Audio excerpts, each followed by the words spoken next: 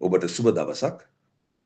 මොහොතක් සිතන්න මගින් ඔබ වෙත ගෙන එන දේව වචනයයි මේ.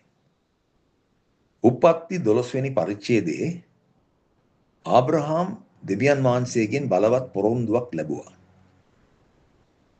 තමාගේ කැඳවීමට කීකරු වෙන අතර ආබ්‍රහාම් තුමා දෙවියන් වහන්සේ නොකියපු දෙයක් කරන්න තීරණය කළා. ඔබ හිතනවා ඇති ආබ්‍රහාම් කරපු වැරද්ද මොකද්ද කියලා.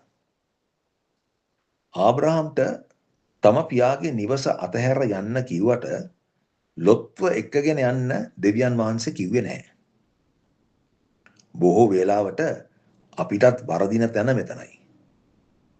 ඒ මොකද මනුෂ්‍ය වර්ගයා කියන්නේ හරිම සංවේදී જાතියක්.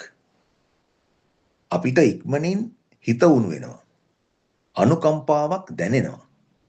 ඒක යහපත් දෙයක් වුණාට වරදගන්නෙත් ඔතනම තමයි.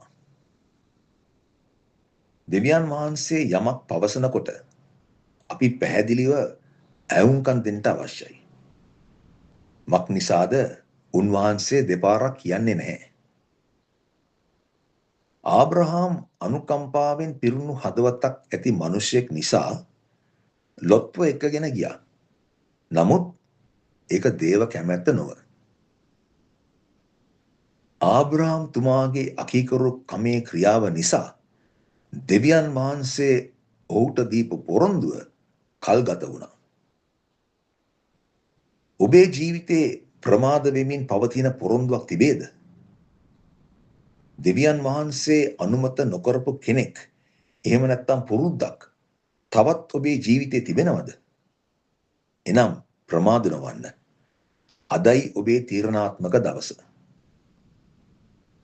අවුරුදු ගණනාවකට පස්සේ තමාගේ වැරද්ද තේරුම් ගත්තු ආබ්‍රහාම් ලොත්ගෙන් වෙන් වෙන්නට තීරණය කළාම දෙවියන් වහන්සේ ආබ්‍රහාම්ට නැවතත් කතා කොට මඟ පෙන්වුවා.